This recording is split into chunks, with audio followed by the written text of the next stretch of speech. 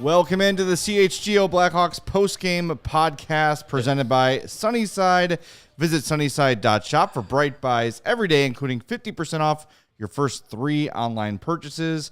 Enter promo code HICHGO at checkout to qualify. Exclusions apply. Sunnyside Cannabis Dispensary. Bright buys every day, only for 21 plus or Illinois Med Card holders. Hello, everybody. Thanks for being here with us.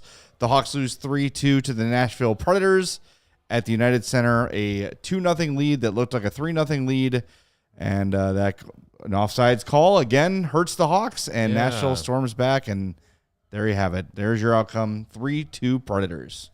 Yeah, last year it was a canceled U2 concert that turned around the Predators season, and maybe this year it's a canceled power play goal for the Blackhawks. I guess so. Around their season. Back-to-back games in which an offsides call goes against the Blackhawks and changes the complexion of the game. Super bummed. Super not having a good time losing this game because, man, with all the focus on starting a game on time and how this team is supposed to start games, they started the hell out of this game on time. Played great. It was a great first period. You jump on Nashville right away, and you get Lucas Reichel looking great. You get Connor Bedard to finally score a goal. Hopefully that opens up the floodgates. You get all that good momentum. You think you got a 3-0 goal with Tavo getting a goal on the power play. It comes back, and then by the end of the second period, game is tied. It might as well have been 5-2. The way that the momentum just shifted. I'm like physically upset that they lost that game because they played so well. Yep. They played so well for the first half of the game, and then it was just one unfortunate thing led to a second, led to a third, and it was just you're chasing the game from there, and it just friggin' sucks. Yeah, and I mean, it really is a story of, basically two halves of a game where, I mean, first period ends, the Hawks are up 1-0. They could have been up 3-0, 4-0 at the end of the first. I will say this. They get zero luck on bounces at all. Like, you had that late Tyler Bertuzzi redirection in front doing everything right. You have Connor Bedard make an unbelievable play 1-on-2 to pull from the back end of the forehand, get a shot on goal, and Saros gets a piece of it. Like, there's just so many of those instances. And then it also seems like every time they make a mistake, it ends up in the back of their net. Hopefully, through the course of 82 games, that evens out. But you're right. Like, this is a really frustrating loss. And, like, I'm trying to find something specific about this game to be like, this is why they lost. I'm pissed off. I'm just disappointed that they played as well as they did. They, like you said, they squashed a slow start. They came out flying. They played really well. And a couple weird ticky-tack kind of penalties happened. Like, it was just a weird game. And as soon as it became 2-2, you could see the confidence in this team just get sucked out of them. Yeah. They were playing like their asses were on fire for the first half of this game. Connor Bedard was stealing pucks in the neutral zone, finishing checks, winning board battles. Lucas Reichel was, my God, the first period of Lucas Reichel was unbelievable. He was playing great. I mean, he had a really good full game effort. Yeah. The first period highlighted it, but he had a really good full game effort, and he was getting rewarded for it.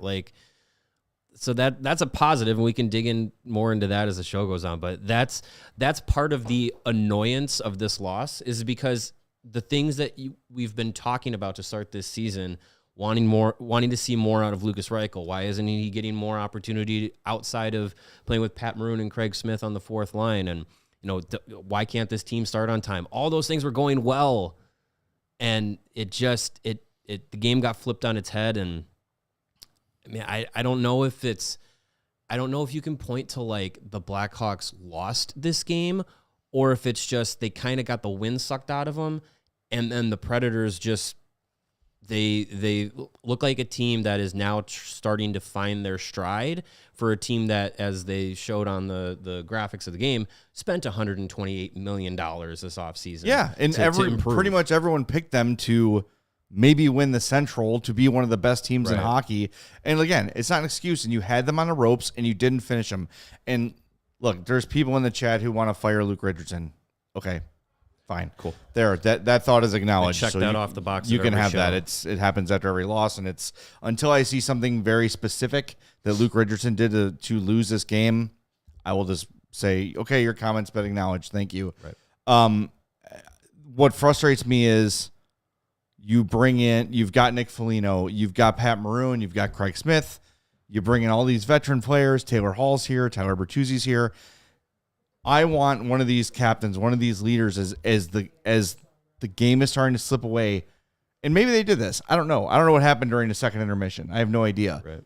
But grab it. I always think back to like Anthony Rizzo talking to David Ross during the World Series about, I'm freaking out right now. I'm freaking out. And he's like, dude, you just gotta go with it. You gotta stay calm.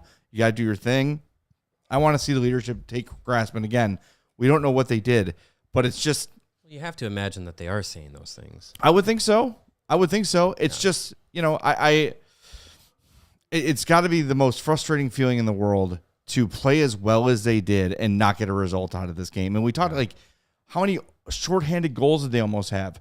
They were forechecking like crazy. They were playing hard. There's nothing they did in this game that warrants a loss.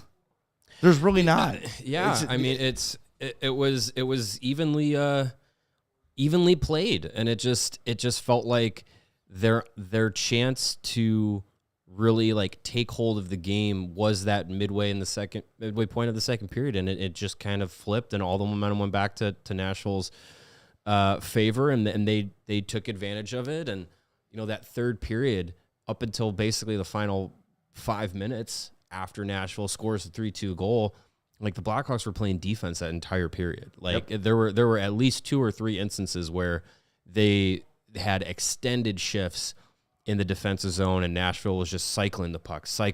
And you could just see anytime that the Hawks got any possession, it was by gassed players, and they really couldn't do anything about it. So it was just like the opportunity that they had to really put this game away.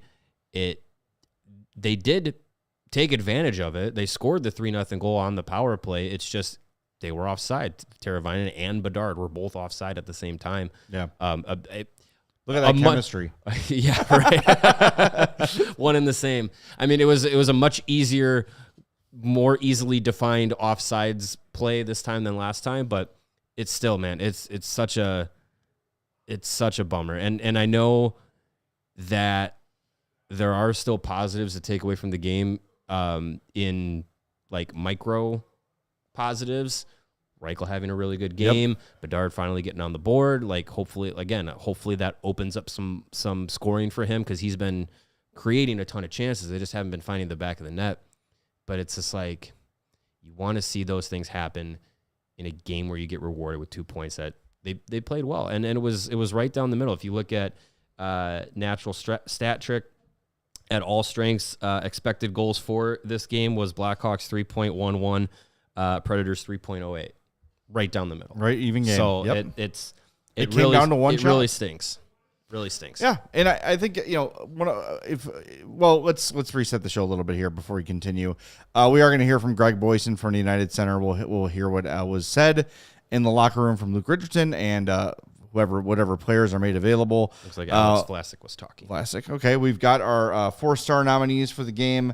The 3 stars of the game: Connor Bedard was 3rd star with a goal, Craig Smith 2nd star with a goal, and Gustav Nyquist, Thomas Tatar with a 1 goal and 1 assist. He was the number 1 star. So your options for 4-star: Lucas Reichel, an assist +1, 1 shot on goal, 3 shot attempts. Tyler Bertuzzi with 4 shots and 7 shot attempts, and Alex Vlasic, who played 25-24 in this game, had an assist, 3 shot attempts, and was the highest rated Blackhawk of all of them, according to our favorite purple line. So vote for the 4-star and do us a favor and smash that like button. If you're in the chat, if you're watching us on YouTube, make sure you hit that like button. Make sure you subscribe, all that good stuff. And if you're listening on the podcast later tonight or on Saturday morning, please do us a favor. Make sure you are not just listening, but that you're following, subscribed, all that stuff, and leave us a 5-star review on Apple Podcasts or Spotify.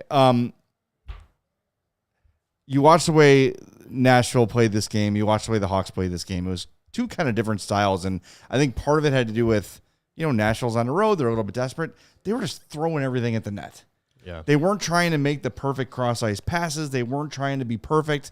And you look at Brady Shea's goal, the game-winning goal, traffic in front. He's like, all right, F it. I'm going to throw it through traffic. I'm not saying the Hawks didn't do that, but late in the game, you got Connor Bedard with the goal, empty net. He's got to look. He tries to get it across the entire defense. Yeah. Those plays aren't going to work. And those are the things that, while Bedard was great in this game, the vast majority of it, it's those decisions that we're going to have to see him learn from, right? And now and again, they're going to work. He's got the ability where those are going to work, but the decision-making was a little frustrating at certain points. But again, it came down to one shot, and I don't know. Now they head tonight to play the Dallas Stars tomorrow, and boy, like how different does it feel back-to-back games if this with is a travel. win? It's tomorrow's a real rough situation for them, but hopefully they rally. I'm curious to hear what Greg has to say about how the post game goes and what the attitude was like, because if this was me on this team, I know I'd be sitting in my stall for a long ass time after this one, reflecting on the loss. And I know they probably got to jump on a plane right away. So they're packing their bags. Gonna listen to some sad music on the plane. Just some sad trombone. I mean, what was I gonna say? I lost my train of thought. That's fine. That's fine. The simple plays.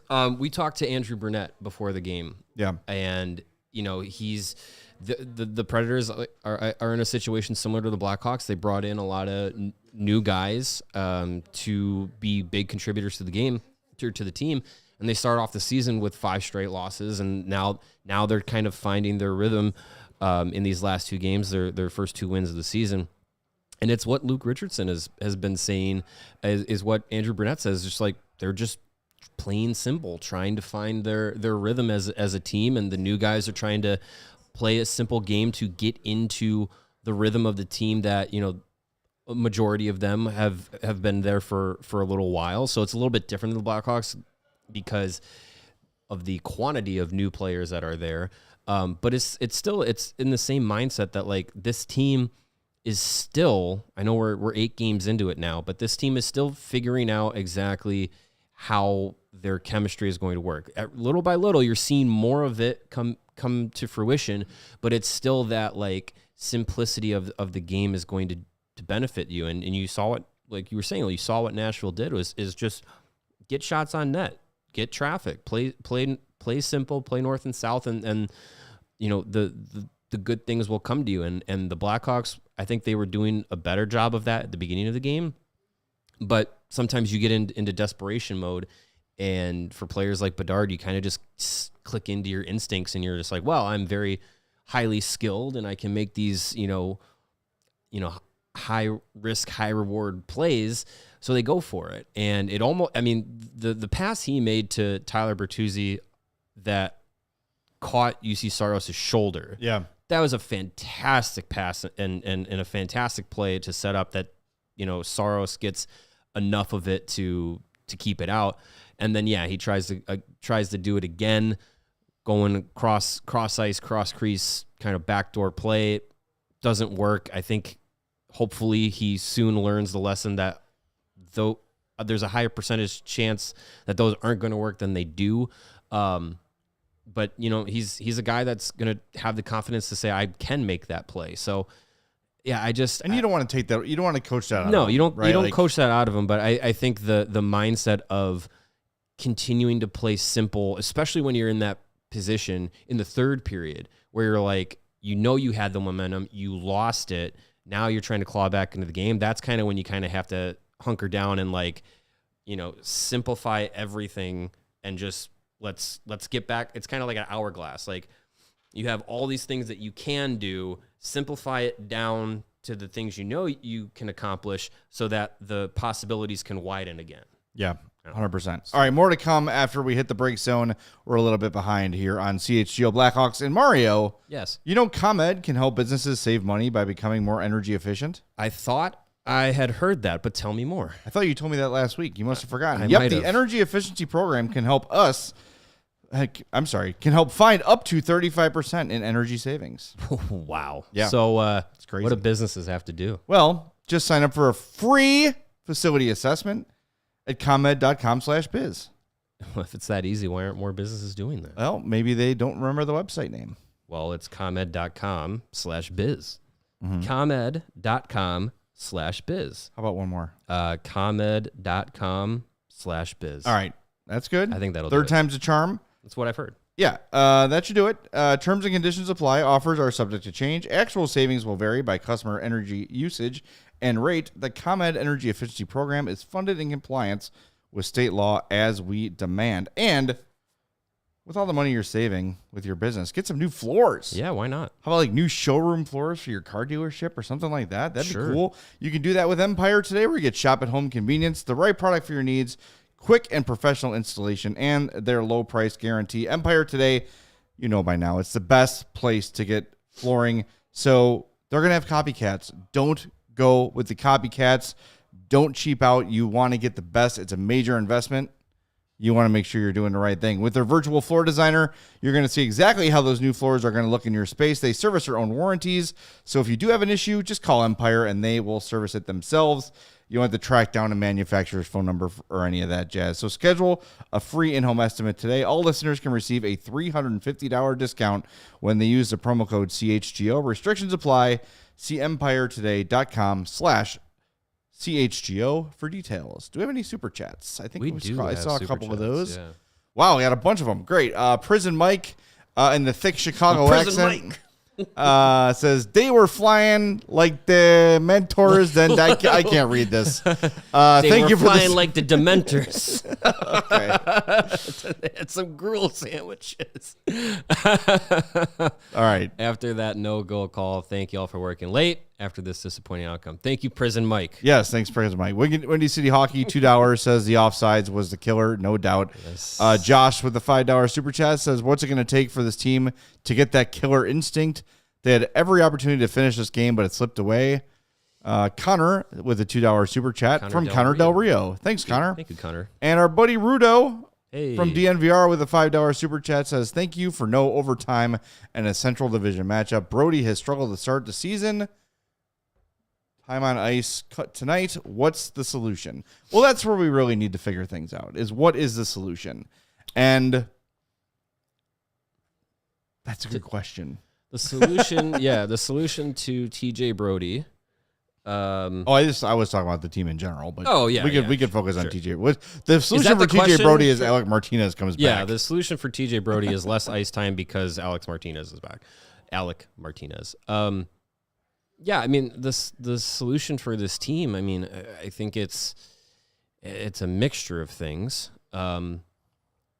Starting games fast, being the ones to land the first punch is really important because did that today? Yes, they did that tonight, and it's really important to continue doing that because, again, like this team is on paper better than they were last year. I think the eye test says they're much better than last year. Yeah, but they still are not a well enough built team to erase 2-goal deficits or be down 3-1 late in the second period and not feel like, well, they're probably out of it. Like this is a team that needs to play fast from the start of the game and are, they're more suited to be the ones to score first, play with a lead and get out ahead rather than chasing the game, because we've seen them chase the game enough to know that it can get scrambly, and very rarely are they successful chasing the game, chasing down a lead and getting themselves back into a game without sacrificing they were down 3-0, they cut it to 3-2, and then they start taking bad penalties, and then the game slips out of their hands. Like it's far from what the team was a decade ago, where they could be down 5-0 and you're like, well, game's not over. Yeah. So there's 2 minutes left. This game is not over. Right. Yeah. I honestly, as people sleep on this game, I think you're going to wake up and realize that if they play every game like they played today, they're going to win more of them than they lose. They'll beat more teams. Yes. And and I think that's part of why when I'm seeing people calling for Luke to be fired, and I asked for specifics, and Philip said he should have called a timeout sooner. Okay. Like, I'm not dismissing that, but I don't think that's the difference in the game. You know, I think that you just need to have guys hit the finish. Mm-hmm. And I know that's way easier said than done, but the roster is what the roster is.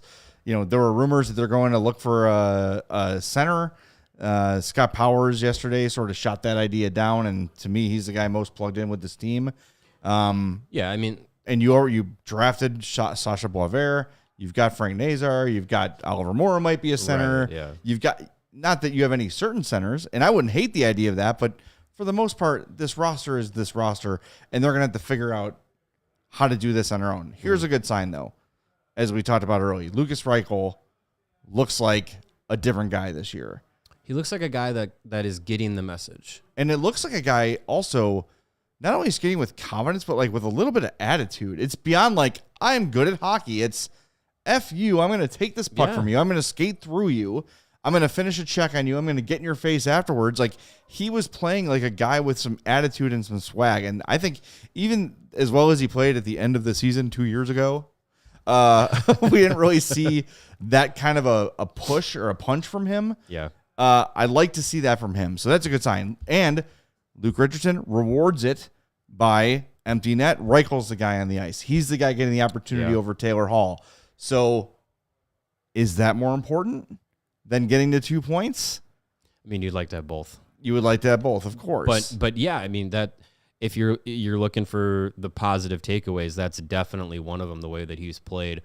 Since he's gotten in the lineup, he looks like a guy who is getting the message, getting the, what is being told to him, what he needs to do to continue to be successful and to continue to get more opportunities, get more minutes, get more responsibilities. And, I know it came after penalty kills in which Nick Foligno was on the penalty kill, but there were a number of opportunities tonight where Bedard skated with, or Reichel skated with Bedard and Teravainen. And hey, I mean, there were a few moments when, in the short time frame that they did play together, that they sustained some offensive pressure. Yeah. So that was good to see.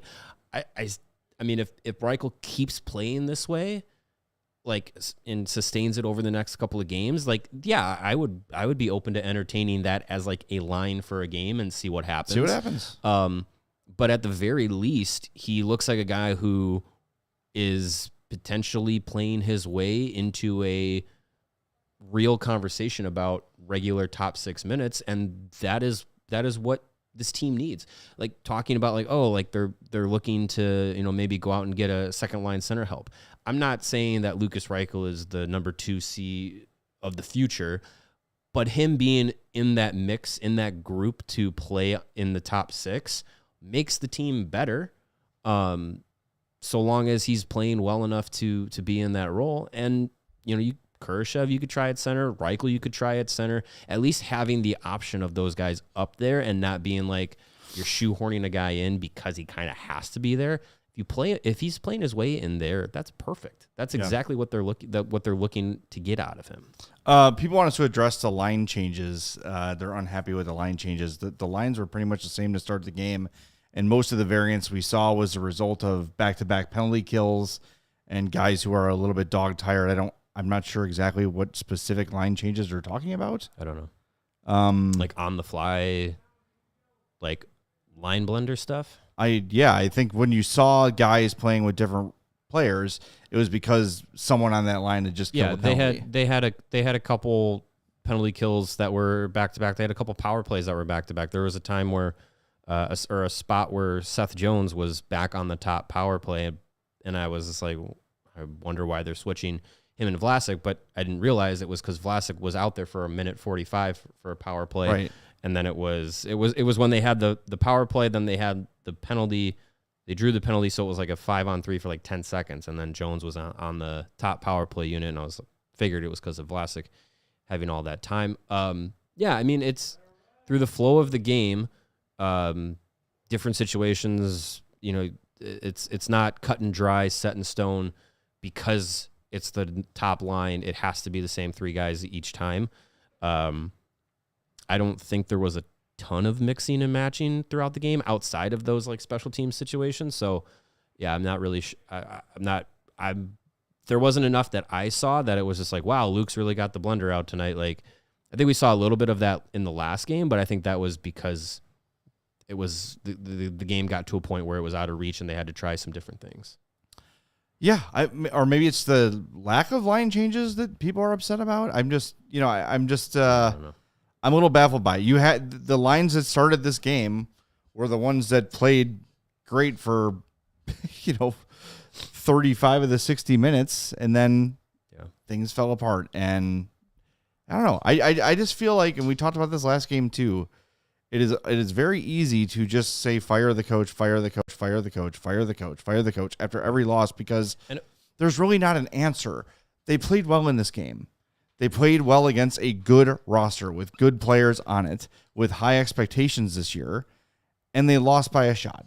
I mean, I don't think you need to glean that, guys need to be fired. Philip says Luke also keeps putting players who are not centers in the center spot. So where are the centers that are going to play center instead? This is the roster. They have to. Is he going to clone freaking Marcus Kruger? And what are you talking about? It'd be nice. There are not a lot of centers on this team. There are not a lot of full-time centers on this team. So you've got to make do with what you've got. Yeah. He doesn't build a team. If you want to get mad at Kyle Davidson for not bringing in a center or two, by all means, do that. Cool. Fine. Get mad about that. But that's a bigger conversation. It's not going to solve the problem tonight against Nashville, tomorrow in Dallas, and on and on and on and on. Yeah. So we got to work with what we have here.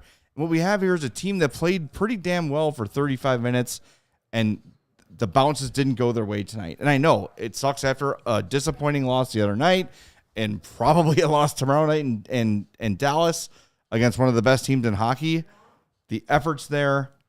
The forecheck tonight was relentless. Even at the end of the game, they're playing their asses off. They're working really, really hard. The results hopefully will come.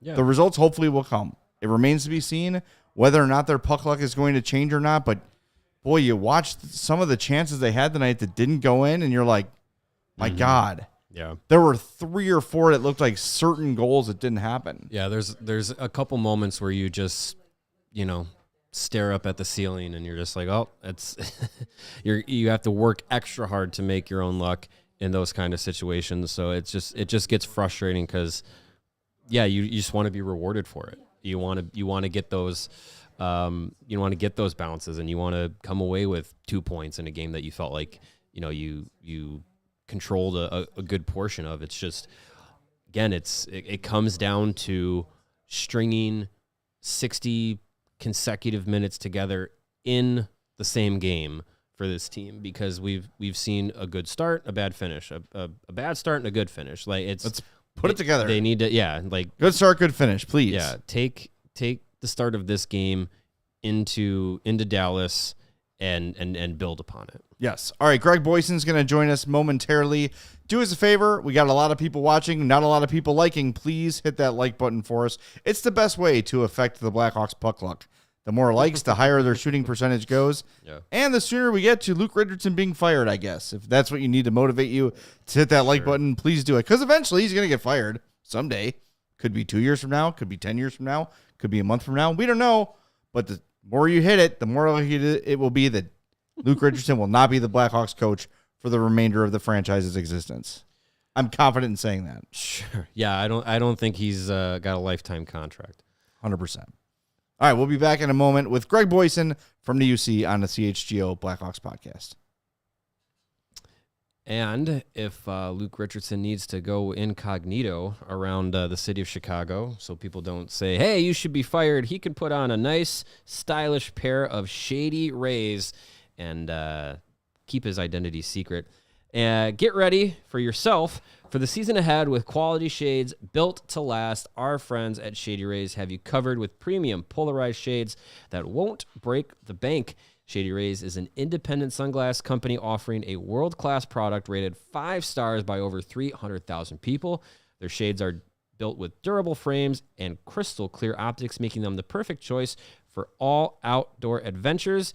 And If you shop online, you can probably find a style in your favorite team's colors. If you want a pair of red and black sunglasses from Shady Rays, that's a pretty good color combination. I bet they have a pair just for you. So, exclusively for our listeners, Shady Rays is giving out their best deal this season. You can go to shadyrays.com right now, use the code CHGO, and you're going to get 35% off of your polarized sunglasses. Try for yourself the shades rated 5 stars by over 300,000 people.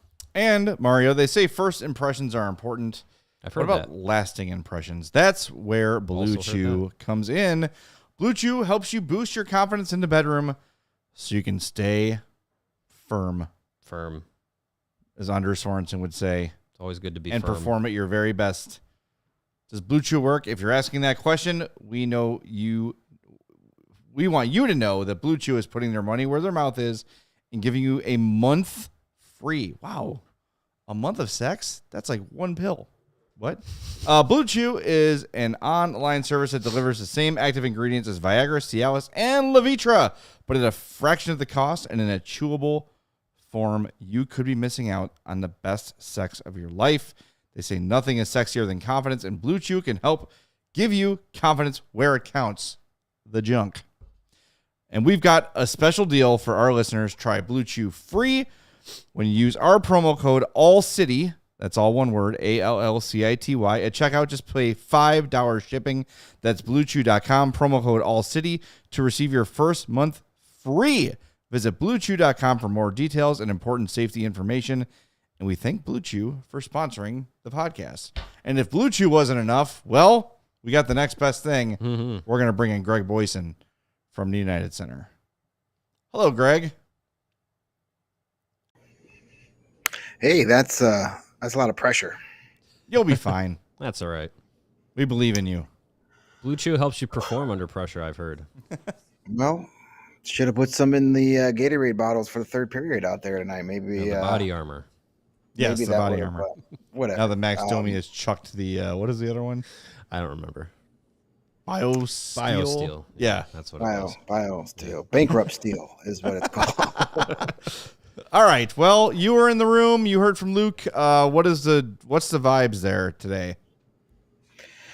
I mean, disappointment. Nobody's flipping over tables. Nobody's punching holes in the wall, screaming obscenities. They feel like they let one slip away, but you still have to remember that this Nashville team is a very good team. Sure, they were 1-5 coming into this, but it's only a matter of time before guys like Steven Stamkos and Jonathan Marchessault show, guys who have multiple Stanley Cups to their names, and Brady Shea, who scored the winning goal tonight. I even forgot that he was one of those offseason. It's only a matter of time before this team gels and gets it going. They beat Boston. Now they beat the Hawks down 2-0. The Blackhawks had a ton of chances. UC Saros was the most valuable player for the Predators tonight. He made some big saves. The Hawks missed out on some opportunities. Tyler Pertuzzi had 2 great scoring chances on the power play. One in the second period, I think it was a one-timer that was saved, and then there was that last power play that it was there, but it just missed. Tavo and Philip Kurashev both miss great shorthanded scoring chances. Like, there was plenty of opportunities there. They gotta find a way to finish. And tonight wasn't a night to finish. The momentum changed with that offside challenge. I'm sure you guys talked about that. It went from being 3-0 back to 2-0 to 2-1 in like a minute or so, and then the shorthanded goal ties the game, and it just the air was let out of the tires. But the Hawks, did their best. They came back. They didn't just completely roll over. The third period wasn't great. They got hemmed in their own zone quite a bit. They got some stuff to work on there, but Connor Murphy said you can't get complacent just because you have 2 goals, especially against a team like Nashville that has veterans that have played the game for a long time and are not going to panic. And he said maybe that's what happened there for about 5 minutes in the second period, and it cost them. Yeah, I mean, what was the what was the talk around, the messaging going into the third period, coming out of that second period where they let the 2 goals in, and then you start the third period on the penalty kill. Was Luke asked about that specifically? Nothing specific about that, but he had said that, for the most part, they had done a good job protecting in the middle of the ice. That's what they want to do defensively. And he said that first goal was because they didn't, they let them attack the middle of the ice, and that's what cost them. And then, with that penalty kill and that power play goal, there's just too much traffic in front of Peter Mrazek. He had a butt right in his face. Never saw that puck, and they've just got to do a better job at allowing Mrazek to see the puck. And they had done that up until that point. Mrazek was very good tonight too. Made some big saves, but he was able to see almost every shot until that game deciding goal. Yeah, to me, it's just. My concern with this one is not so much the performance of the 60 minutes, but like the lasting impacts of this one on the team's morale. Because, hey, we've been talking about it for a long time. Slow starts, all those sort of things. And they come out just kicking ass. Like, we were watching that first period like, oh, my God, who is this team? Who is that Lucas Reichel? Even Bedard was like a defensive force to be reckoned with in the first period, like intercepting passes and lifting sticks and doing everything right. And basically, aside from a couple, you're hemmed in deep because you're tired from killing penalties and those sort of things, they played this game really well. And you just wonder, like, what's the impact of losing a game like this and now heading to Dallas with an under the weather Arvid Soderblom starting or Drew Comesso making his NHL debut. I can't imagine they're going back to back with Mrazek after a grueling game tonight and then a flight to Dallas and then play him again tomorrow. So I just, you just wonder if this is going to snowball into something not great. It doesn't sound like it. Talking, to Luke and Connor Murphy and Alex Vlasic, they know what they have to do to win. They just have to pull it off. And the puck luck wasn't great tonight, but good teams make their own luck, and Nashville was able to do that tonight. So you have to start bearing some of these chances. If Kurashev or Tavo get one of those shorties, this is a different game. If Tyler Bertuzzi gets one of those power play chances or both of those power play chances to go in, it's a different game. So they've just got to get guys to start finishing. And Connor Bedard scoring tonight, you could tell the way he celebrated. He was kind of like, okay, yeah, thank you. Like, there it is, monkey off back, like that. They need him. If he goes on a tear here now, he's got to touch back, but he played so good tonight. He was very, even though the goals haven't really been there the first 8 games, he's playing the game differently this year than he did last year. He's so much more confident with the puck. He's stronger on the puck. He's definitely better defensively, which leads to more offense. I mean, his first goal of the season in Edmonton was a direct play because he was able to cause a turnover and take it from there. So he's rounding out his game well. Alex Vlasic is developing into a really nice two-way defenseman. Right. These are big things, and these are things that as the season progresses is going to help the Blackhawks win games in November and December that they're losing games in October. Yeah, I mean, there's little things that they're doing better in these games, but it's just, I think I'm getting to a point where I'm very annoyed with they played well, but darn, didn't they come up short? Like, I want to see this team get over the hump in some of these games. Like be the better team and have something to show for it. Have a 2-point result to show for it. And maybe it's too lofty of expectations for me, but that's what I want to see from this team. Like, I want to see them start getting on the right side of these games when the final horn sounds, not for 30 minutes in the first and second period, and then everything falls apart. It's also great that, you know, we feel this way after a loss, right? Like last year was like, 2 years, whatever. All right, this is the plan. Like this team, I think part of the reason we're frustrated, as frustrated as we are tonight, is because, and not just us, I think the people in the chat have a different level of anger than I've seen in a long time. Like you are watching this team and knowing it's better. Right. You're knowing that this team is like a few shots away from having a really good record. Like the Utah game was a shot away. Like the Winnipeg Jets game was a few seconds away. Like they're so damn close to turning this corner. And like, I don't know if you can look to Nashville for inspiration of, hey, they started 0-5, the worst in the history of the Nashville Predators franchise. And now they beat Boston. They beat the Hawks. Their new blood is starting to integrate with the old blood, and they're starting to figure it out. Their new blood is better and more talented than the Hawks' new blood. Yeah, it is what it is. But these guys that are here are short-term solutions. I saw someone in the chat say, don't tell me this is a developing team. It is a developing team. The guys that are developing are playing in Rockford right now. If you look, don't take our word for it. Go around to any of the people who are paid handsomely to analyze prospects and prospect systems, and they'll all tell you that the Blackhawks are at worst a top 5 prospect pool. They're about to get probably this summer another top 5, top 7 pick. Like they are building something, and the guys that you want to see play well, Bedard, check. Vlasic, check. Right? Nolan Allen, first career point tonight. We didn't even get to mention that. Oh, yeah, good. Yeah, that's right. Wyatt Kaiser. All these names of the young guys who are getting opportunities on this team. I'm not seeing any of those names in our chat tonight. The guys that actually matter to the future of this franchise, they're playing well. They're doing their jobs. Sure, pucks aren't going in, right? Philip Kurashev, couple good chances, doesn't score. Right. But overall, playing a solid all-around game.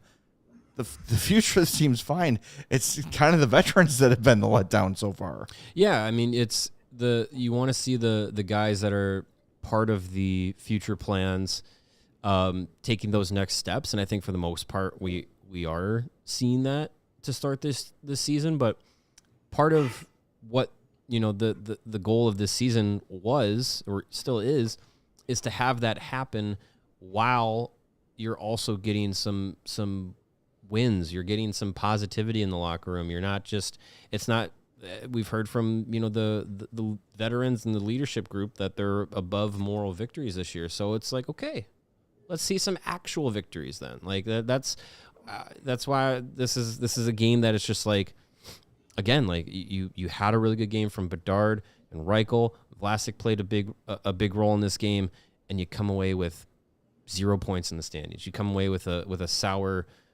loss. So it's frustrating. I don't have high hopes for tomorrow's game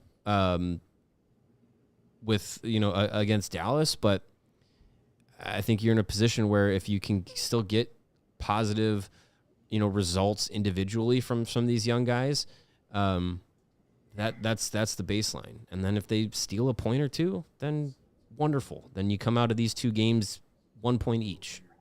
We got to hit the break zone again. We got more with Greg Boysen coming up in a minute, including your 4-star of the game and the winner of tonight's Who's Your Hawk contest. But first, we got to hit the break zone here on CHGO Blackhawks. Yes. And if you don't have your phone set on silent, you'll hear that Adventure is calling, and you can answer it this October by shopping new low prices during Jeep Adventure Days going on right now at Ray Chrysler, Dodge, Jeep, and Ram. Stop in today to browse their huge inventory of new vehicles, and right now shop electric savings like 0% financing for 72 months on new 2024 Jeep Grand Cherokee 4xe and Wrangler 4xe models. Or shop over 125 vehicles priced under $20,000. Let the amazing team at Ray Chrysler, Dodge, Jeep, and Ram help you during each step of your car shopping journey. With Ray's Price Promise, the numbers you're hearing right now are the same prices you can expect to shop in-store and online. That's because Ray's Price Promise means no price changing, no add-ons, and no hidden fees. Since they prioritize affordability for their customers, you can hurry into Ray Chrysler Dodge Jeep and today and shop one of Chicago area's largest inventories, then drive home with more money in your pocket than you'd expect. So if you're in the market for a new vehicle, then you have to check out the team at Ray Chrysler Dodge Jeep and by now, Ram. Because they are the only team that we would recommend. Visit them today on Route 12 in Fox Lake. For more information, visit Ray CDJR in Fox Lake or raycdjr.com, serving the community since 1963. The R is for Ram. A couple quotes rolling in here post-game. This is from Alex Vlasic. It's a 60-minute game. I feel like we slept for 5 to 10 minutes of that game, and they took it away from us. I would have liked to. Accurate. Also, this is the headline of Ben Pope's story for the Sun-Times. I'm not going to read it here, but interesting note. Let's read his story. I'll read it verbatim. Byline, Chicago, by Ben Pope. No, after losing 3-2 to Nashville tonight, the Blackhawks have a worse record through 8 games than they did last year, despite posting an expected goal share above 50% in 5 of those 8 games. That's what we were talking about, is the frustration. And we're watching these games, and we're seeing a better team, and the freaking results aren't there, and it's maddening. It's very frustrating, and it's got to be really frustrating for these guys too. And I saw our buddy Dom say, like, you know, in the chat, something along the lines of, like, you don't want a losing culture, or there. He says, yes, but losing constantly does damage. It does. Yeah. When I feel that way, though, I think back to the historically godforsaken, awful Colorado Avalanche, and they pulled out of it, and they ended up okay. They ended up winning a Stanley Cup through their rebuild.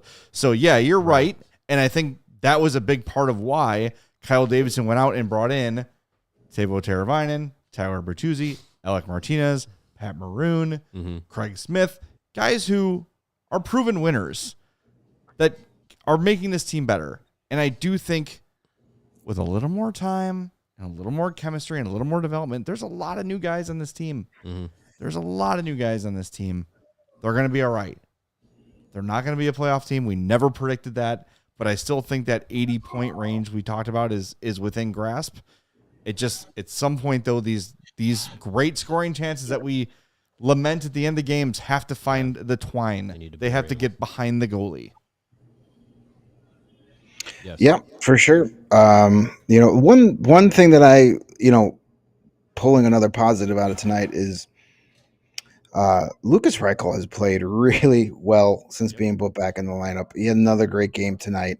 Him and Craig Smith. Who knew that it was Craig Smith was going to be the guy to unlock the magic of Lucas Reichel? But he got some time up on the top line. Badgers on this team. I keep saying it. Down a goal, third period, and Lucas Reichel's out there with Connor Bedard and Teuvo Teravainen. I mean, if that doesn't tell you that he's gaining Luke Richardson's trust again, I don't know what will. So, you know, he's playing with that confidence that we saw at the end of 2 seasons ago. So hopefully that keeps rolling. And, you know, he's got 3 primary assists on Craig Smith goals. Now let's see him put a puck into the net and see what happens there. But that's a big positive.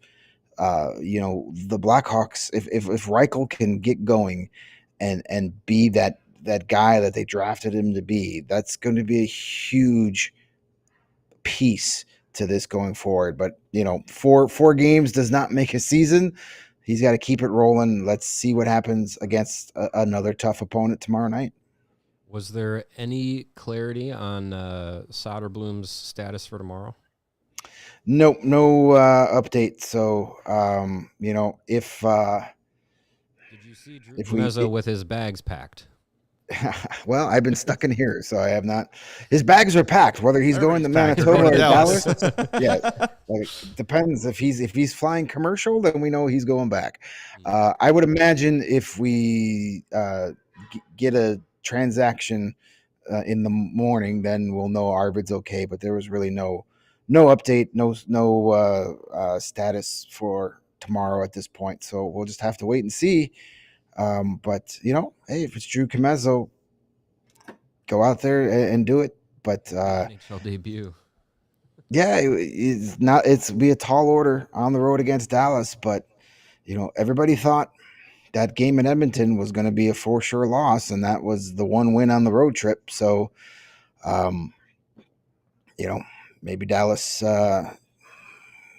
takes it a little easy, overlooks the Hawks in that first period, and something good can happen. Who knows? It's going to be a tough game, but that's you got to play all 82 of them. So tall order tomorrow night, but just get that start that you had tonight and take it from there. A couple super chats I want to hit before we get to our segments here. Windy City Hockey says, is Comesso potentially making his debut tomorrow? We'll see. Thank you for the super chat, Windy City, as always. And Brother Seamus says, watching Reichel's progression makes me drink Coors. Yeah, he's like we just said, he's been solid. Like, the thing I like to see from him is chaining solid efforts together. There are always those moments where, hey, he had a good game, and then there'd be 3 or 4 games where you don't even notice he's on the ice. Yeah. It has not, since he's been in the lineup, Luke Richardson has not been able to take him out. Yeah, he's been noticeable in a positive way in each of these 4 games. So, just keep rolling with it. Keep the momentum going. Keep the positive, results coming from his game, and whether it's getting making plays like he did tonight on the Craig Smith goal.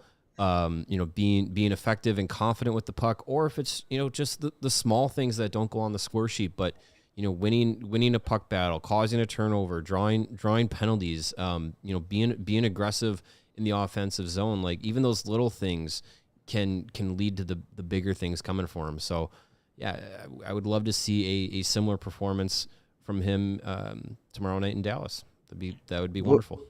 The biggest sign that he's playing with confidence is he is skating straight ahead and he is driving the net. He is not peeling off and turning around like he was for most of last season. We haven't been seeing that. We've been seeing, straight ahead, north-south, type of play from him. And that's what he needs to do if he's going to succeed up here. So more of that, please. So Nate, do we have that animation of the goal?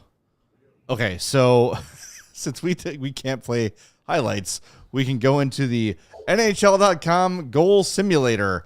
And here is the Lukas Reichel assist to Craig Smith, reminding everyone that on your screen, number 73 is Lukas Reichel. And this is exactly what Greg is talking about. This is the first time we're trying this on the show, so let's see how it goes. Oh, I wish we had a little drawer on the thing.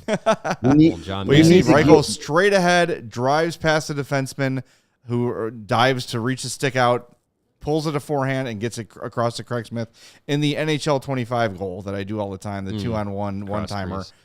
It was beautiful. It was a thing of beauty. And just watch again, Reichel straight ahead. He's not trying to weave. He's not trying to cut behind Craig Smith.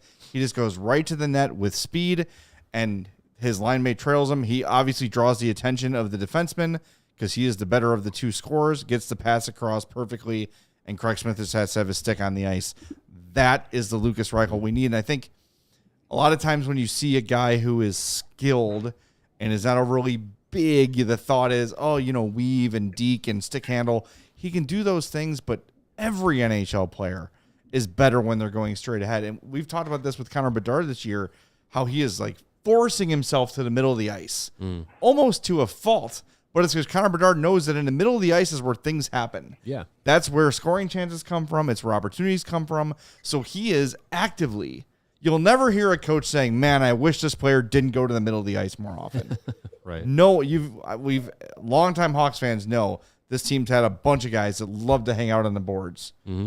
Like Radim Verbata is the biggest example that I've ever seen. I heard Troy Murray say that on the air, that he just loves to have his ass pinned to the boards because he doesn't want to get touched. He doesn't want to play physical. That's where Reichel is going to make his hay because he does have the skill to get those passes across, but he can't be a guy who lives and dies, just inside the offensive zone on the boards. That's not where offense comes from. Well, and on this play too, like it's the patience, it's the confidence to say like I can make this play rather than just saying like, oh, 2-on-1, let me get it to Craig Smith and let him make a play. It's him reading the defender, forcing the defender to make a decision to say, well, I'm gonna try and make a play on this puck, and then to have the foresight to be able to say like I have enough time and space to get around this guy, who's doing the old LBRB on NHL 25, and then be able to get the puck around him and get it to that high danger spot where Craig Smith smartly was going right to the back post there, stick on the ice, and heads in a net, was ready for it, and that, you know, beyond this play, that's a play that last season, if it's Lucas Reichel and you throw in your fourth liner of yesteryear, Mackenzie Entwistle or Tyler Johnson or whatever, it might not happen because the quality of player that is on the other end of these plays for Reichel and for Bedard has increased. So it's great to see that, you know, the confidence that Reichel showed, the patience that he showed, it paid off with that play being finished. Yes. And speaking of Lucas Reichel, congratulations to him. He is the chat's 4-star of the game. Not really a surprise. Mario said it before we started, like, we really don't need to add anyone but Reichel because he's going to win. But we play by the rules, damn it. This is not Nam. There are rules. 72% of the vote for Lucas Reichel. That might be the biggest win of the year so far. Alex Vlasic finished with 20, and Tyler Bertuzzi ended with 6%. Also ran. That math is not adding up, but we'll take it. We'll take close it. enough. And Greg, as the arbiter of Who's Your Hawk, you are the winner tonight, I believe. Yes, all things are right in the world again. Again, not a high-scoring night. Connor Bedard, my pick, 4 points. Jay had Taylor Hall with his 2 points, and Nick Foligno got 1 point for Mario. And I believe that puts me back in first place in the season standings. Point lead. This scoring system's working, though, because we're all within 3 points of each other. Yeah, it's going to keep it close. 34. Mario's second place, 32. Jay right there, 31.5. So there's your order to pick. And I was informed there was a 13-way tie for first place amongst our Discord diehards. So they are still working out the kinks of their game. I think they had like over 20 people play tonight, so you can't just do everybody gets a different guy. So see, they've got to handle it like they got to handle it like the press box game. Yeah, where you don't have control over if you win or not. You don't get to pick the player. You spin the wheel and you get the number you get, and you hope you win. Mm-hmm. Congrats, by the way, to Phil Thompson for winning the press box pool for the first time in the history of the press box pool. He's going to get out of here and spend that money. Yeah, he might be able to go to Taco Bell. But they got to figure it out. But props to our pal Dead Hawk, who's running that for the diehards. Another perk. You can play the ever evolving Who's Your Hawk version, diehard Discord version. So, good stuff. Yes, and if you want to become a diehard, it's very easy to do. Go to allchgo.com. We've got our promo running right now, $48 for the year, which includes the free t-shirt, which includes 20% off everything in the All-City Network store, which includes 20% off all of our takeovers, tailgates, events, those sort of things. We've got at least 2 takeovers coming this year. You go to one, it's probably going to pay for itself with that rate, with the t-shirt and the takeover savings. Boom, your membership is paid for itself. A ton of people have signed up. Triple digits have signed up using this promotion. So if you've been on the fence or you've been waiting for the right opportunity to become a CHGO diehard, now's the time. Today is the day. Do it now. To become a CHGO diehard. Allchgo.com is the way to go. Navigate over to that diehard tab. It is very self-explanatory from there. So, all right, Greg, before we let you go, anything else we need to hit on from Postgame?